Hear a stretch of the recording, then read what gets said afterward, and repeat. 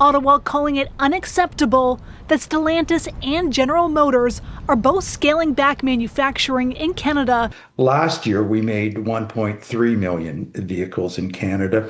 The big manufacturers were Toyota at number one, and number two was Honda. They're responsible, excuse me, for about three-quarters of the production in this country. So we've had a steady diet of promises and pronouncements by the D3, and corresponding with that is a steady decline in their production. Canada just reached the point of no return. After years of watching the U.S. Big Three downsize, delay, and quietly shift production across the border, one final move confirmed what many in Ottawa had long suspected. The era of relying on American automakers is ending. Stellantis' decision to move Jeep Compass production from Brampton to Illinois did more than disrupt a plant schedule. It exposed a structural truth.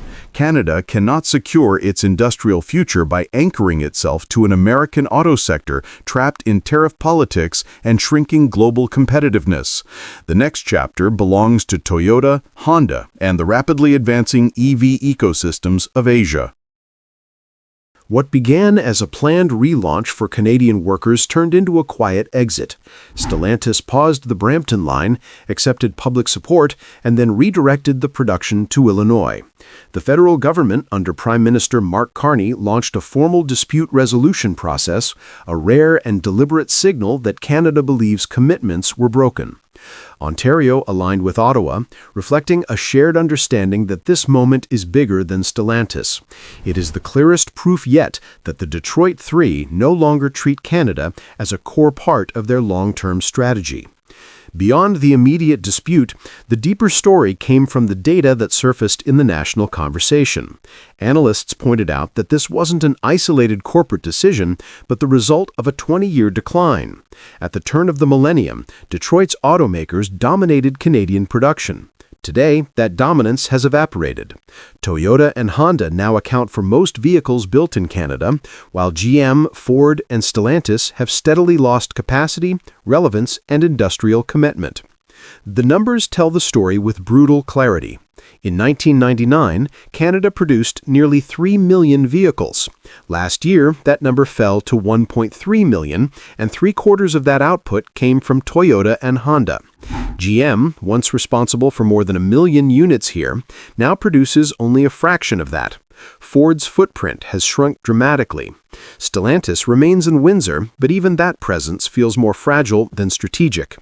And this erosion is not merely statistical. It has shaped economic psychology across Canada. Entire communities that once depended on American automakers have endured repeated shocks, from sudden line shutdowns to disappearing investments. Governments have spent years chasing promises from companies whose strategic priorities no longer include Canada. This collective experience has changed the country's tolerance for uncertainty.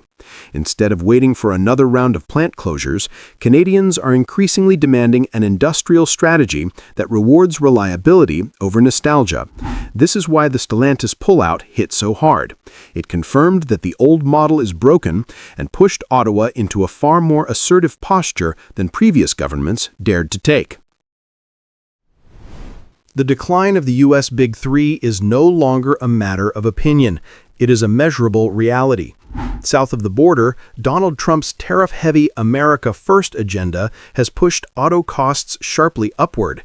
His 25% to 100% tariffs have disrupted supply chains, hindered investment, and created uncertainty that harms both American and Canadian workers. Manufacturing output in the United States has repeatedly fallen this year because automakers struggle with rising costs and unpredictable trade conditions.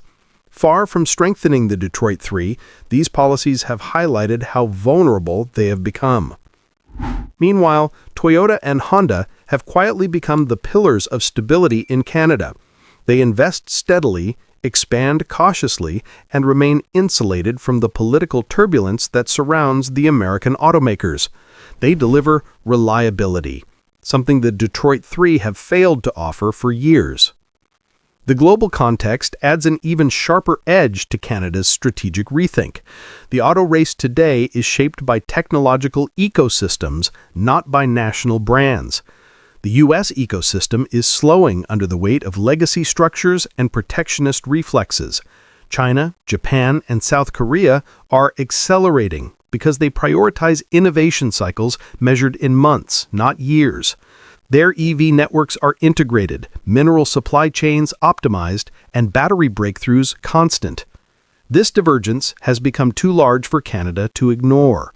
American manufacturers are pouring resources into defending old market share, while Asian ecosystems are busy defining new standards for batteries, drivetrains, charging, and software. Canada's own critical minerals, from nickel to cobalt to lithium, align naturally with fast-moving EV innovators, not with companies trying to preserve outdated models. This is why Ottawa's diversification push feels less like a pivot and more like an overdue correction. For the first time, Canada can leverage its mineral wealth, clean grid, and advanced workforce to join global leaders rather than trailing behind American stagnation.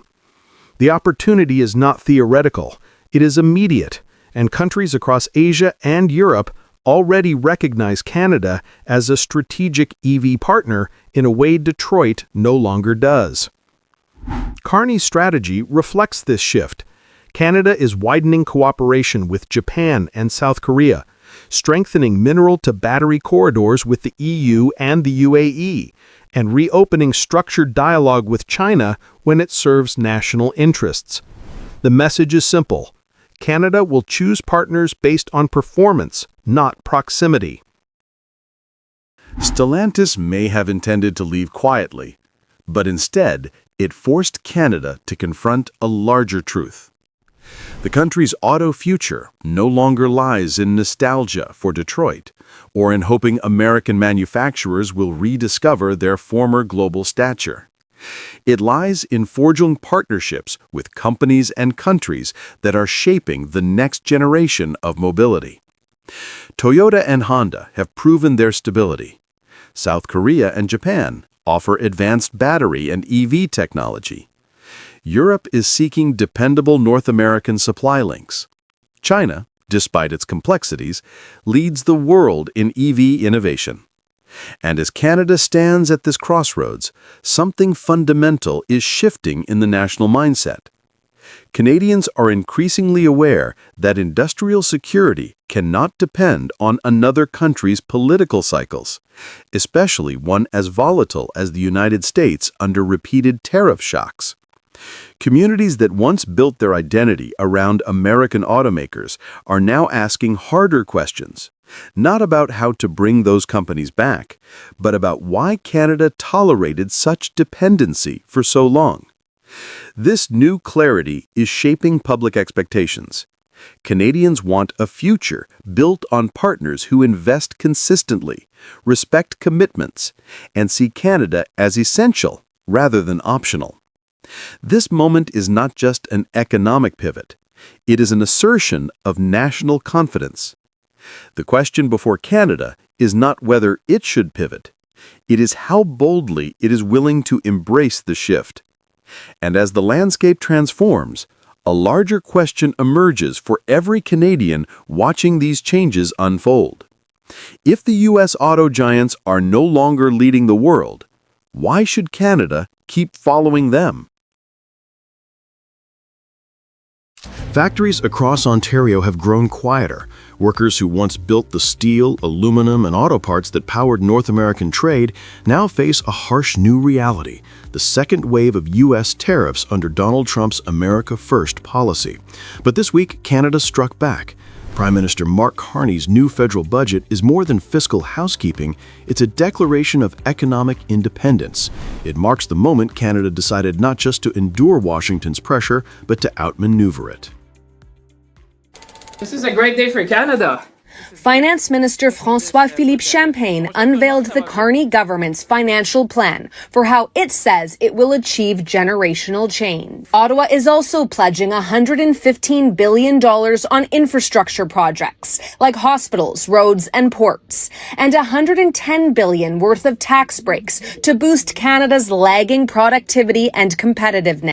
Unveiled in Ottawa, Carney's 2025 federal budget focuses on stabilizing industries pummeled by U.S. tariffs and reshaping Canada's economic foundation.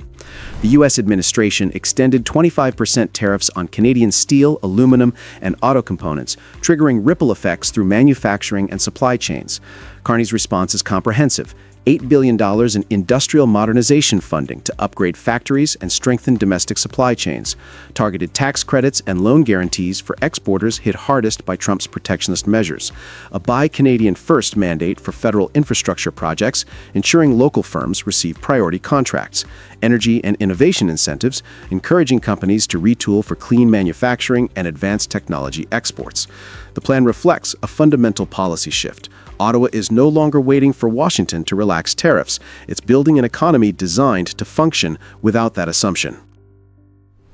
Carney's budget marks a strategic evolution from defensive retaliation to proactive independence. Under Trump's second term, tariffs have morphed from short-term political leverage into a standing feature of American trade policy. For Canadian exporters, the uncertainty has been suffocating: price volatility, delayed contracts, and eroding profit margins. The budget acknowledges this fatigue head-on. Rather than offering short-term rebates, it invests in structural resilience, automation, regional diversification, and homegrown supply security. It's not just about surviving a trade war, it's about rewriting how Canada participates in global trade. Economically, it's an attempt to turn tariffs into catalysts for transformation. Politically, it's a signal that Ottawa will no longer calibrate its fiscal priorities around the whims of the White House. Carney's flagship measure, requiring public infrastructure projects to use Canadian-made materials, mirrors Trump's America First doctrine, but with a cleaner purpose. Instead of isolation, it aims for regeneration, protecting domestic jobs while incentivizing green production and high-tech innovation. The move is popular with both industry and the public. It channels frustration over U.S. tariffs into a tangible patriotic policy that keeps contracts, jobs, and profits inside Canada. Economists call it strategic nationalism, a middle ground between open markets and full protectionism. It also acknowledges a new global reality. Every major economy is now protecting its own industrial core. Trump's tariffs have driven costs higher for American manufacturers and triggered inflationary pressure across the Midwest. Carney's approach counters with stability and foresight, helping Canadian producers stay competitive while the U.S. economy absorbs the turbulence of its own policies. Beyond economics, this budget is a geopolitical statement. Trump's tariffs were intended to force Ottawa into concessions ahead of the 2026 USMCA review. Instead, Carney's strategy strengthens Canada's negotiating leverage. The Prime Minister's message is clear: Canada will not trade industrial sovereignty for temporary tariff relief. Instead, it will double down on investment, innovation, and diversification. The tone contrasts sharply with Trump's televised triumphalism, where tariffs are framed as victories, not as burdens on both sides of the border. Politically, the budget also resets Canada's domestic debate. While opposition leader Pierre Poilievre has criticized the plan as expensive corporate welfare, Carney has reframed it as a nation-building, a once-in-a-generation chance, as he put it in Parliament, to rebuild Canadian industry for a world that no longer plays by old trade rules. Even Ontario Premier Doug Ford, often skeptical of federal spending, praised the focus on domestic infrastructure. The cross-partisan approval underscores that the real divide is not between left and right, but between protectionism and preparedness. Carney's economic strategy extends beyond North America. The budget complements Canada's aggressive trade diversification campaign, including new defense and technology agreements with South Korea, Japan, and Australia. In late October 2025, Carney signed a security and defense cooperation partnership with Seoul, deepening military and industrial ties. He also announced negotiations for Canada-ASEAN Free Trade Pact, following his meetings with leaders at the APEC summit in Gyeongju. These moves form part of a broader pivot to Asia, aimed at doubling non-U.S. exports by 2035. The underlying strategy is unmistakable: build resilient trade corridors that bypass U.S. volatility while enhancing Canada's leverage in future negotiations. For many analysts, this is Carney's signature contribution, turning Canada's trade anxiety into global opportunity. The federal support package arrives at a critical moment. Rising energy costs, tightening global credit, and Trump's new 25% truck tariffs effective November 2025 have intensified pressure on manufacturers. Many firms in Ontario and Quebec report trimming operations or shifting production timelines due to raw material price spikes. Under the new budget, Ottawa will provide temporary cost stabilization rebates and low-interest transition loans for small and mid-sized exporters. Meanwhile, the Industrial Transformation Fund will co-finance automation upgrades for plants that commit to keeping jobs in Canada.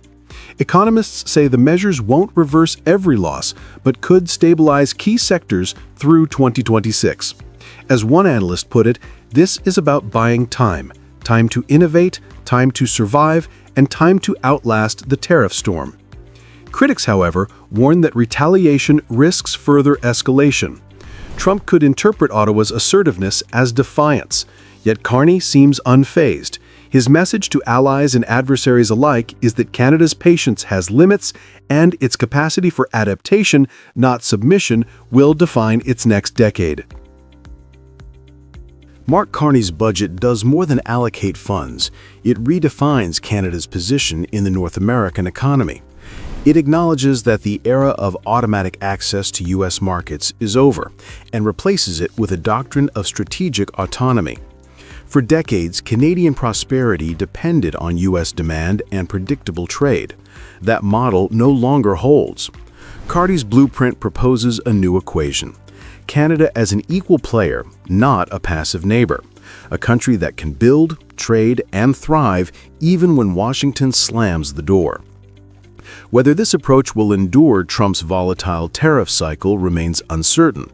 But for the first time in years, Canada's economic story isn't about reacting, it's about leading. As global supply chains realign and alliances shift, one question will define the next chapter. Will this new Canadian confidence mark the beginning of true independence or the start of another test in a never-ending trade war? We have to focus on what we can control. We can't control, I can't control Donald Trump, I gotta tell you. Actually, I can't let him think I'm controlling him is maybe a better way to do it. The lights of Brampton shimmered in gold and violet as Canada's Prime Minister Mark Carney stepped onto the stage of the Trillium Diwali Gala. What seemed like a simple cultural celebration quickly became something more. Surrounded by community leaders and half his cabinet, Carney used the language of light and generosity to deliver a message that reached far beyond the hall. His words marked a turning point in how Canada faces the pressure from Washington. While President Donald Trump tightened tariffs and pulled manufacturing jobs back to Illinois, Carney stood before Canadians with a different vision, one that didn't rely on confrontation or retaliation, but on strength from within. Over the past year, Trump's aggressive trade policies have reshaped North America's economy. His administration imposed tariffs of 25% to 100% on a wide range of imports, including steel, aluminum, autos, and heavy trucks. The stated goal was to protect American industries and bring production home. Instead, it fractured long-standing trade relationships and left allies scrambling for stability. In that context, Carney's Diwali speech became more than a festive address. It was a declaration that Canada will endure and adapt, even as its largest trading partner grows unpredictable. Is we have to take care of each other. We can give ourselves, and we are beginning to give ourselves more than the Americans can ever take away. Carney outlined 3 lessons Canada has learned through this turbulent year. Each one, while wrapped in optimism, was grounded in a hard political reality. The first was about control. We can't control what happens outside our borders, but we can control what happens here at home. Behind that simple line lies an entire economic strategy, redirecting focus inward. The Carney government has launched an ambitious plan to expand national housing, develop new trade and energy corridors, and invest in infrastructure designed to reduce dependence on U.S. routes. The second lesson was about solidarity. Canada's middle class and industrial workforce have been directly hit by Trump's tariffs. When Stellantis decided to move Jeep Compass production from Brampton to Illinois, about 3,000 Canadian jobs were lost. In response, Ottawa introduced tax cuts on income, capital gains, and first-time homebuyers, while committing support programs for displaced workers in auto manufacturing and steel. The message was clear: Canada will protect its people, not through retaliation, but through resilience. The third lesson centered on security. In the days leading up to Diwali, Carney's government announced the hiring of 1,000 new border officers and 1,000 new RCMP agents, alongside stronger laws against home invasions, car theft, and human trafficking. These actions were framed as part of a broader effort to defend Canada's sovereignty in an age of global uncertainty. By the time Carney reached his closing remarks, it was evident that this was not just a cultural speech, it was a political roadmap disguised as a celebration of light. The results of this quiet strategy are starting to show. While Trump's tariffs were meant to push jobs and capital into the United States, they have produced unexpected effects across the border. According to Statistics Canada, manufacturing investment within Canada rose by nearly 7% in the first half of 2025, with significant growth in clean energy, construction materials, and logistics. The federal government has channeled more than 12 million Canadian dollars in community fundraising through initiatives like the Trillium Foundation, which now supports major projects such as the new Peter Gilgan Mississauga Hospital, set to become the largest in the country. International investors are also taking notice. European and Asian firms seeking stability are increasingly choosing Canada as a regional base, citing predictable regulation and political moderation. While American ports remain congested by tariff bureaucracy, Canadian trade corridors through Vancouver, Halifax, and Montreal are handling record container volumes, according to Transport Canada's August 2025 report. Carney's government is capitalizing on this momentum. His fiscal team is working to expand domestic production incentives while diversifying trade with partners in Europe, Japan, South Korea, and Pakistan, countries that have all signed bilateral deals with Washington this year but maintain active ties with Ottawa. In short, what began as defensive adaptation is turning into a strategic transformation. Canada, once vulnerable to every economic tremor from Washington, is learning to stand on its own. The brilliance of Carney's approach lies not only in economics, but in symbolism. The Diwali festival celebrates the triumph of light over darkness, hope over despair. Carney used that symbolism to craft a narrative of national confidence, a Canada that unites faiths, cultures, and provinces under one purpose: to remain strong, true, and free. His remarks also carried a subtle rebuke of Trump's worldview. While Washington leans on confrontation and protectionism, Ottawa emphasizes inclusion and long-term vision. Where Trump's speeches often paint America as a victim of unfair trade, Carney's message is about self-determination. By invoking community service, generosity, and shared purpose, Carney projected an image of stability and maturity. In doing so, he positioned Canada not as America's junior partner, but as a model of democratic endurance in a time of global volatility. For ordinary Canadians, the meaning is clear.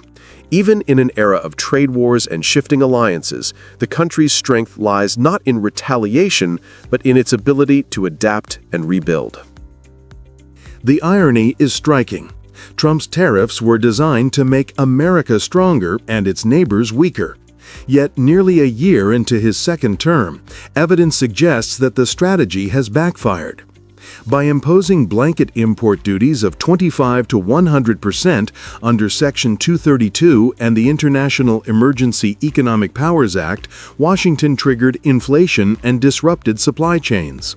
The U.S. Chamber of Commerce and the World Trade Organization have both warned that these measures are raising domestic prices and discouraging investment. American automakers now face higher component costs, while construction firms report delays and shortages of imported materials. Meanwhile, the very industries Trump hoped to control, autos, energy, and steel, are facing competitive pressure from an increasingly self-sufficient Canada. The Stellantis shift, once hailed as a political win for Trump, now looks like a temporary gain overshadowed by Canada's broader industrial realignment. In North America's new balance, Canada's calm persistence contrasts sharply with Washington's volatility. Trump built walls of tariffs, but Canada built corridors of trade. Trump relied on pressure, while Carney relied on partnership. And in that difference lies the quiet reversal of power. The Diwali Gala in Brampton will likely be remembered as more than a celebration. It was a signal to both Canadians and Americans that the old order of dependence is fading. From the glow of festival lamps emerged a new idea of economic independence, one not defined by reaction but by renewal. And as the crowd rose to applaud, the message became unmistakable. The light that shines from Canada's stage is now illuminating the cracks in Trump's economic fortress. I'm disappointed that I came to Canada, a Canada that it is very, very difficult to find Canadians who are passionate about the American-Canadian relationship. The ramifications of a new relationship with the United States are immense. And one thing is clear, we cannot afford to wait this out. Canada needs to do more of that. Canada needs to diversify its trade. In recent months, Canadians have been told repeatedly that their country is nothing more than a junior partner. The United States ambassador complained that Canada had run an anti-American campaign. Donald Trump and his allies floated the idea of Canada as the 51st state. Tariffs on steel, aluminum, autos, and farm products were designed to squeeze Ottawa until it gave in. Yet the outcome is not what Washington expected. Instead of fear, these attacks have triggered a surge of national resolve. Canada is not bending, it is changing, and in that change, it is becoming more independent than at any point in modern history. Trump's tariff play was meant to show dominance.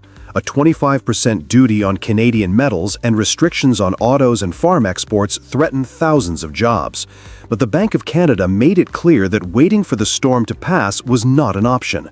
Governor Tiff Macklem told business leaders in Saskatoon that Canada must diversify, remove trade barriers inside its own borders, and open more markets overseas. The message was blunt: prosperity cannot rest on dependence.